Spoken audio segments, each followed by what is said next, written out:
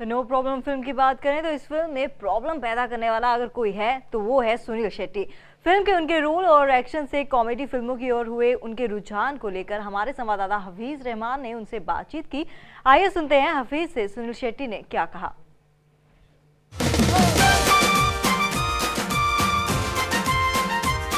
ये बलवान कभी हेरा फेरी नहीं करता है। Most extreme straight forward but जबरदस्त एक्टर सुनील शेट्टी काफ़ी दिनों बाद नज़र आ रहे हैं। रेड अलर्ट के बाद जो ये ट्रांजिशन हम देख रहे हैं आपकी इस अदाकारी में, कैसे मैनेज करते हैं आप? आई गेस स्क्रिप्ट के ऊपर डिपेंड होता है कि आपको अगर सिचुएशंस अच्छे मिलते हैं, कैरेक्टर्स अच्छे मिलते हैं, एक्टर्स अच्छे मिलते हैं साथ काम करने के लिए, it become so much easier. Red alert अगर था एक अलग फिल्म थी, माहौल अलग था, और ये फिल्म है अनीस बज़्मी की लिखी हुई फिल्म, अनीस बज़्मी की directed film. I think one of the best films that I have done in a long time. Comedy point of view से देखेंगे तो कंप्लीट होलसम एंटरटेनमेंट। किरदार जो भी मैं निभा रहा हूँ, इसके पहले मैंने धड़कन में वो नेगेटिव शेड्स किया था, मैं हूं ना में किया था। इस बार अगर मैं वो कर रहा हूँ, एक ऐसे किरदार है जो खुखार भी है, एट द सेम टाइम एक कॉमिक स्ट्रीक भी है उसमें। बहुत ही मुश्किल था, लेकिन जैसे कि मैंने कहा, अनीस भाई, Pattu Parekh, Ishrat, the entire team ने इतना अच्छा लिखा था इसको कि it's worth it's while.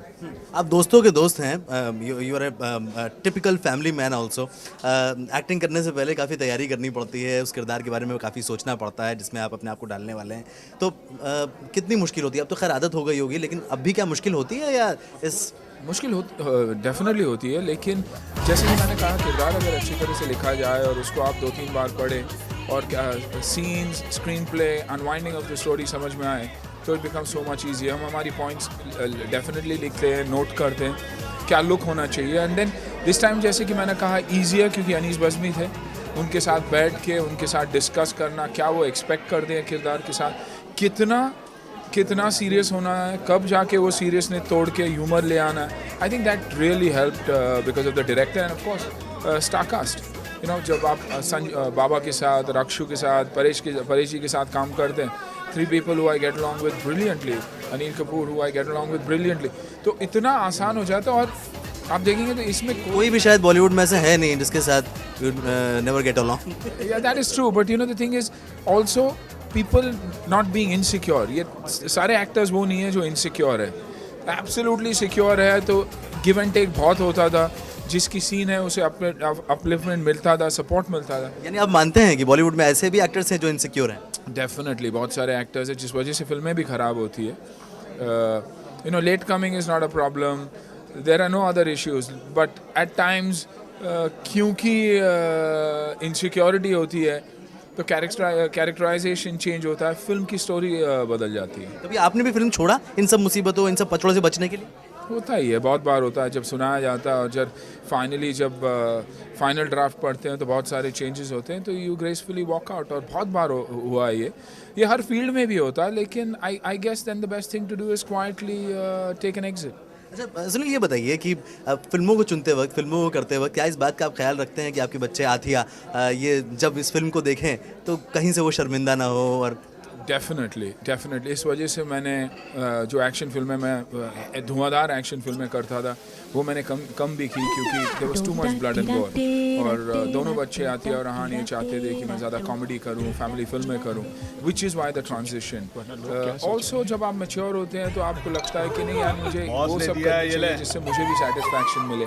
That's why film like red alert, या एक फिल्म जो अभी कैपिटल पनिशमेंट में मैं करने जा रहा हूँ, अनटाइटल्ड फिल्म है, उस पर मैं इतना ध्यान दे रहा हूँ, बल्कि एक हो जाना चाहिए।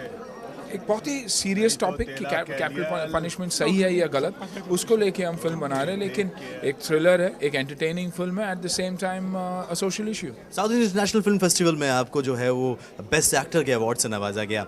उसके बाद से जिसे कहते हैं चस्का लग गया है ऐसी मीनिंगफुल फिल्मों को करने का, गंभीर किरदारों को करने का। Definitely appreciation I think is the biggest award that you get.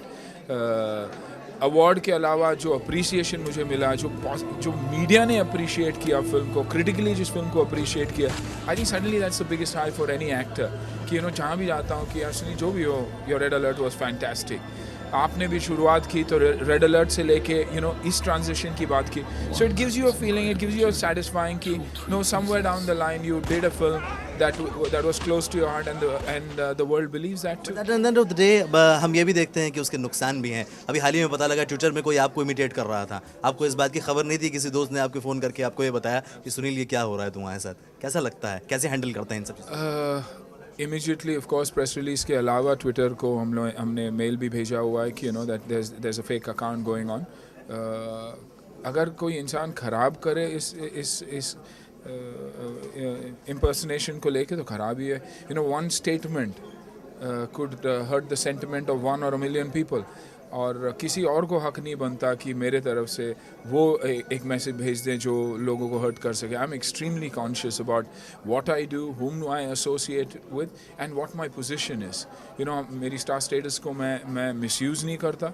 अगर benefit हो, if I can bring about a change, bring about a reform, I will go and do something, otherwise I stay away from any mess. No problem film का नाम है। आखिरी सवाल आपसे, कोई ऐसी चीज़ तो होगी जिससे सुनील शेट्टी को हमेशा प्रॉब्लम होती है? आमतौर पे आप लोगों को माफ़ कर देते हैं, लेकिन कोई ऐसी चीज़ ज़रूर लोगों के अंदर आप देखते होंगे जिससे आपको प्रॉब्लम होती है और उस तरह के इंसान से आप किनारा कर लेते होंगे सुनील। झूठ जो बोलते हैं, डेफिनेटली डिसऑनेस्टी, जो दोस्ती के नाम पे दे मिसयूज योर रिलेशनशिप, लेकिन वो सब of course that's a part of life and learn to deal with it. लेकिन अगर नो प्रॉब्लम है, मुझे कोई प्रॉब्लम हुई तो केप टाउन की ठंड से। आई हेट द कोल्ड, और इतनी ज़्यादा ठंड रहती थी कि देयर वर टाइम्स जब मैं डायलॉग भूल जाता था क्योंकि ठंड के वजह से, जैसे ब्रेन फ्रीज बोलते हैं आइस खाने के बाद होता है, वैसे होता था। तो I think that's one problem. And even if you see in the film, मैं कम्प्लीटली ढका हूँ, शॉल्स और जैकेट्स, और जेन्यून वेदर को फाइट कर रहा था।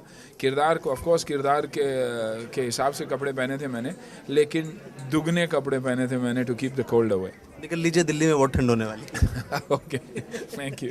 तो ये थे हमारे साथ सुनील शेट्टी। ठंड से दिक्कत होती है, लेकिन साफ तौर पे ये कह चुके हैं कि झूठे लोगों से भी उन्हें दिक्कत होती है, बाकी किसी चीज़ से प्रॉब्लम नहीं है। लेकिन अगर कोई दोगला है, अगर साफ तौर पे कोई हिपोक्रेट है, डबल स्टैंडर्ड है, तो सुनील शेट्टी को उनसे दिक्कत है।